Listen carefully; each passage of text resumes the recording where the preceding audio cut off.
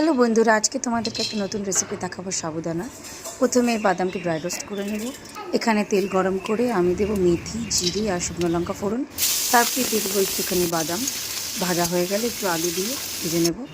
আলুগুলোকে ভাজা হতে হতে ততক্ষণে আমি একটুখানি আদাকে থেতো করে দিয়ে দেবো। তারপরে আবার কিছুক্ষণ ভেজে নেব। ভাজা ভাজা হয়ে গেলে তারপরে দেবো টমেটো কুচি।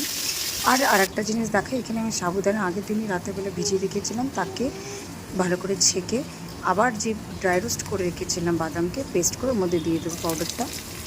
এখান থেকে ভাজা ভাজা হয়ে গেলে জিরে দেবো।